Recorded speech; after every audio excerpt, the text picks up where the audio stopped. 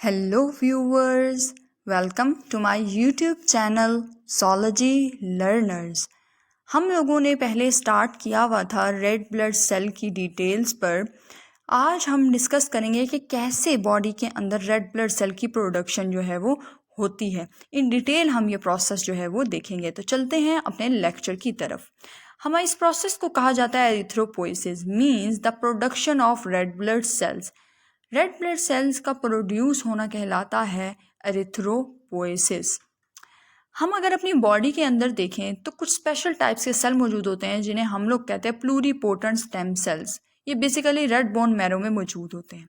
ये जो pluripotent stem cells होते हैं ये ऐसे सेल्स हैं जिनके पास ये एबिलिटी होती है कि किसी भी टाइप के सेल में डिफ्रेंशिएट हो सकें। मतलब ये मसल सेल बन जाएं, ये वाइट ब्लड सेल बनाएं, रेड ब्लड सेल बनाएं, नर्व सेल बनाएं, किसी भी टाइप का सेल ये बना सकते हैं।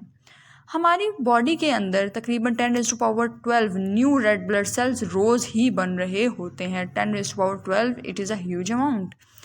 अच्छा, क्या चीज़ करवाती है erythropoiesis? That is erythropoietin. Erythropoietin basically एक हार्मोन है जो कि एरिथ्रोपोइसिस स्टार्ट करवाता है। और ये जो हार्मोन है बेसिकली ये एक ग्लाइकोसाइलेटेड पॉलीपेप्टाइड चेन पर मुश्तमिल है, मींस अमाइनो एसिड्स पर मुश्तमिल है जिसके साथ कार्बन चेन्स मौजूद है, क्योंकि ग्लाइकोसाइलेटेड नाम से जाहिर है कि कोई ग्लूकोज कार्बोहाइड्रेट चेन्स जो हैं वो मौजूद होंगी। 90% तो ये हार्मोन जो है किडनी से प्रोड्यूस होता है और वो भी उसके प्रॉक्सिमल कॉन्वोलेटेड ट्यूब्यूल से। ठीक हो गया कि हमें पता है डिस्टल भी होती हैं प्रॉक्सिमल कॉन्वोलेटेड ट्यूब्यूल, तो ये प्रॉक्सिमल से मेनली बन रहा होता है। लेकिन अगर हम 10% देखें तो ये लीवर से भी जो है वो बन रहा होता है। तो ये जो है हमारे पास इनिशिएट कराता है एरिथ्रोपोइसिस।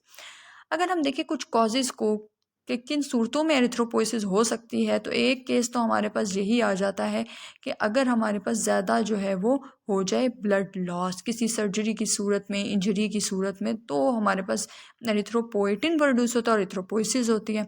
दूसरा जो हमारे पास कंडीशन है वो है हाइपोक्सिया की। जब भी ऑक्सीजन लेवल लो हो जाए, आप हार्ट पे मौजूद हैं, तब भी हाइपोक्सिया कंडीशन होती है तो एरिथ्रोपोइसिस होती है, रेड ब्लड सेल बनना शुरू हो जाते हैं। आज के लेक्चर में हम देखेंगे क्या क्या चीज़ें मटेरियल रिक्वायर्ड है for erythropoiesis, red blood cell बनने के लिए क्या क्या चीज़ें बॉडी को चाहिए होती हैं, उन पर हम डिटेल में देखेंगे। मेटल्स चाहिए, आयरन वगैरह, विटामिन सी, B12, ई, फॉलेट, इनमें से कुछ की जो है हम डिटेल जो है अभी देखेंगे। सबसे पहले तो हम देखेंगे आयरन कैसे एब्जॉर्ब होके बोन मैरो के पास जो है वो पहुंचता है।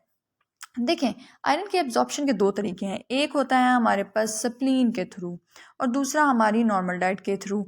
स्प्लीन के थ्रू ऐसा होता है कि उसमें रेड ब्लड सेल चूँकि डिस्ट्रॉय होते हैं तो हीमोग्लोबिन से हीम बनता है और हीम से आयरन, तो इस तरह से हमें आयरन मिल जाता है। और दूसरा ये कि आपकी डाइट के थ्रू गट से होते हुए इंटेस्टाइन में जाके रीअब्जॉर्प्शन जो है वो हो जाती है। तो हमें डाइट के थ्रू भी मिल रहा है आयरन और दूसरा हमें मिल रहा है स्प्लीन के थ्रू। स्प्लीन में क्या होता है कि हमारे पास मौजूद है रेड ब्लड सेल का हीमोग्लोबिन, और हमें पता है हीमोग्लोबिन दो चीज़ों पर मुश्तमिल होता है, एक को हम कहते हैं हीम और दूसरे को हम कहते हैं ग्लोबिन। जब हमारे पास ये फर्दर ब्रेक डाउन होती है तो ये जो ग्लोबिन है चूँकि चेन्स पर मुश्तमिल है, कितनी चेन्स पर? 2 अल्फ़ा चेन्स पर और 2 बीटा चेन्स पर, या अमाइनो एसिड की चेन्स हैं इन पर मुश्तमिल हैं, तो ये फर्दर ब्रोकन डाउन हो गई इन चेन्स में। और जो हीम होता है वो कंसिस्ट होता है जो फोरफायरिन है और जो हमारे पास आयरन होता है, तो यहाँ से भी आयरन आ जाता है और फिर ये ड्यूडिनम में जाके इंटेस्टाइन की एब्जॉर्ब जो है वो हो जाते हैं। तो ये दोनों तरीक़ों से हमें आयरन मिल रहा है, डाइट से भी मिल रहा है और इस तरह से स्प्लीन में रेड ब्लड सेल की ब्रेक डाउन के बाद भी। अब हम बात करते हैं इंटेस्टाइन में आयरन पहुंच चुकी है और कहाँ पे? इंटीरोसाइट में। इंटीरोसाइट क्या है? एपिथेलियम ऑफ इंटेस्टाइन के सेल्स को हम इंटीरोसाइट कहते हैं। अभी मैं यहाँ पे डायग्राम ड्रॉ करूंगी किसकी? एक इंटीरोसाइट की रफ सी डायग्राम हम ये देख रहे हैं। सबसे पहले जो चीज़ मौजूद है यहाँ पर उसे हम कहते हैं ड्यूडेनल साइटोक्रोम बी इंजाइम। ये जो आपको दिख रही है ये क्या करती है? आयरन की Fe3 पॉजिटिव फॉर्म को Fe2 पॉजिटिव फॉर्म में कन्वर्ट करती है, क्योंकि इंटेस्टाइन के अंदर Fe2 जाती है। यहाँ पर फिर एक ट्रांसपोर्टर मौजूद है जो कि इस Fe2 को उठा के ले जाएगा, वो है डाइवेलेंट मेटल टाइप ट्रांसपोर्टर 1। ये Fe2 को पकड़ता है और एंटीरोसाइट के अंदर ले जाता है। एंटीरोसाइट के अंदर मौजूद है एक प्रोटीन जिसे हम कहते हैं एपोफेरेटिन, लेकिन इसके अंदर आयरन नहीं होता। जब ये आयरन इस Fe2 को अपटेक कर लेता है तो हम इसको नाम देते हैं फेरेटिन का, और जब ये जो फेरेटिन है ये बना लेता है क्लस्टर, तो इसे हम हीमोसिड्रिन कह देते हैं, मीन्स ये क्लस्टर की फॉर्म में मौजूद है। अब यहाँ पर एक और हमारे पास एंजाइम आप कह लें वो मौजूद है जो कि Fe2 को Fe3 में कन्वर्ट करता है, इसे कहते हैं हम हेपहेस्टिन। और ये जो Fe3 है ये फिर जो है ब्लड के अंदर जो है वो जाएगा, लेकिन कैसे जाएगा, यहाँ पर मौजूद होगा एक ट्रांसपोर्टर जो कि इसको इंटेस्टाइन से ब्लड में ले जाएगा और उसे हम कहते हैं फेरोपोर्टिन ले जाएगा।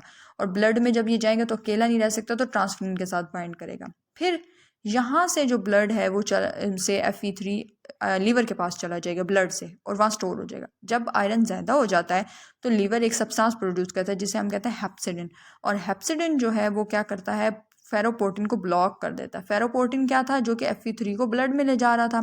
तो जब वो जो है क्या हो जाता है, ब्लॉक हो जाता है, तो ये जो है सिग्नल होता है कि बस अब और आयरन जो है हमें नहीं चाहिए और अपटेक जो है वो नहीं करनी। तो ये बेसिकली होल प्रोसेस था। मैं रिपीट कर देती हूँ। सबसे पहले जो एंजाइम था उसने Fe3 को Fe2 में कन्वर्ट किया, फिर हमारे पास ट्रांसपोर्टर ने जो है Fe2 को इंटेस्टाइन के अंदर ले गया, फिर एपोफेरेटिन से फेरेटिन बना, फिर हीमोसिड्रिन बना, और फिर यहाँ पर हेपहेस्टिन ने Fe2 को Fe3 में कन्वर्ट किया, और फिर फेरोपोर्टिन के ज़रिए वो ब्लड में गया, ब्लड में जाके ट्रांसफरिन के साथ बाइंड किया, फिर लीवर के पास गया और लीवर ने हेप्सिडिन प्रोड्यूस किया अगर तो आयरन ज़्यादा है, और उसने जाके फिर फेरोपोर्टिन पर एक्ट किया कि अब इसको ब्लॉक कर दिया जाए और कोई और आयरन ब्लड में एंटर ना हो। काफ़ी आयरन मौजूद है रेड ब्लड सेल की प्रोडक्शन के लिए भी और आयरन के मुख्तलिफ स्टोरेज के लिए भी लीवर के पास भी, और जो हमारे पास ब्लड है, ब्लड से जो बोन मैरो में जा रहा है वो काफ़ी है। ठीक है, ये तो आयरन हो गया। अब हम देखेंगे फॉलिक एसिड कैसे जो है वो मूव कर रहा है। तो हमारी डाइट के अंदर जो है ये कन्वर्ट होता है कंपाउंड में, से हम कहते हैं मिथाइल टेट्राहाइड्रोफोलेट। इस फॉर्म के अंदर ये हमारी डाइट में मौजूद होता है। तो ये स्टमक से होते हुए इंटेस्टाइन में जाता है और इंटेस्टाइन में जाके रीअब्जॉर्ब होता है और इंटेस्टाइन से फिर ब्लड में चला जाता है और फिर आगे बोन मैरो तक। इसी तरह से अगर मैं बात करूं अमाइनो एसिड्स की, कार्बोहाइड्रेट्स, इनका भी सिंपल सा पाथवे हमारी डाइट में मौजूद होते हैं। तो फिर गट से होते हुए इंटेस्टाइन से होते हुए जाते हैं और ब्लड तक जाते हैं और फिर बोन मैरो में यूज़ होते हैं रेड ब्लड सेल की प्रोडक्शन में। अब हम बात कर लेते हैं विटामिन B12 जो है वो कैसे पहुंचता है। तो हमारी नॉर्मल डाइट के अंदर इसकी काफ़ी अमाउंट होती है। हमारे जो स्टमक होता है उसके सेल्स होते हैं ख़ास, उसे हम कहते हैं पेराइटल सेल्स। वो एक सब्सटेंस प्रोड्यूस करते हैं, उसे हम कहते हैं इंट्रिंसिक फैक्टर। स्टमक के वैसे भी बहुत से सेल्स आप लोगों ने पढ़े होंगे, जाइमोजन सेल्स और जो हमारे पास इस तरह के और भी सेल्स। अब यहाँ पे विटामिन B12 जो है फिर वो इस इंट्रिंसिक फैक्टर के साथ बाइंड कर जाता है और फिर जाता है इंटेस्टाइन में। स्टमक से किधर गया, इंटेस्टाइन में, वहाँ पे इलियम के साथ जाकर बाइंड कर गया। ठीक हो गया। जब बाइंड किया तो ये फिर ट्रांसपोर्ट हो जाता है इंटेस्टाइन से ब्लड में। जब ब्लड में जाता है तो अकेला नहीं रह सकता, इसलिए ट्रांसकोबैलामिन के साथ बाइंड कर जाता है। जैसे कि आयरन ने ट्रांसफेरिन के साथ बाइंड किया था, ये ट्रांसकोबैलामिन के साथ बाइंड करता है और फिर बोन मैरो की तरफ इसको ले जाया जाता है। तो ये बेसिकली विटामिन B12 का पाथवे था। अच्छा, अब ये है कि किडनी में क्या हो रहा है, किडनी में क्या प्रोसेसेस चल रहे हैं। हमने एक हाइपोक्सिया की कंडीशन पढ़ी थी, वो भी मैं बताती हूँ।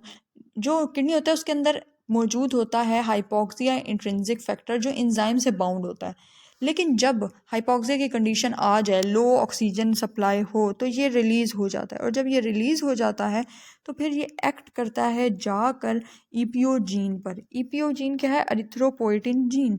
और फिर ये जो जीन है ये फिर एरिथ्रोपोइटिन प्रोड्यूस करता है और हमें पता है एरिथ्रोपोइटिन फिर क्या कराएगा, एरिथ्रोपोइसिस कराएगा। एरिथ्रोपोइसिस जो है वो क्या होगी, रेड ब्लड सेल की प्रोडक्शन जो है वो होगी। तो इस तरह से हमने देखा कि कैसे कैसे आयरन एब्जॉर्ब हुई, फॉलेट, विटामिन B12 एब्जॉर्ब हुआ और किस तरह से किडनी ने अपना फंक्शन किया, लीवर ने और स्प्लीन ने। अभी हम आगे डिटेल में देखेंगे इनके मुख्तलिफ स्टेजेस को, लेकिन उसके लिए आपको देखना पड़ेगा हमारा नेक्स्ट लेक्चर। अब तक के लिए इतना ही, मुझे दीजिए इजाज़त। Thank you so much for watching the video.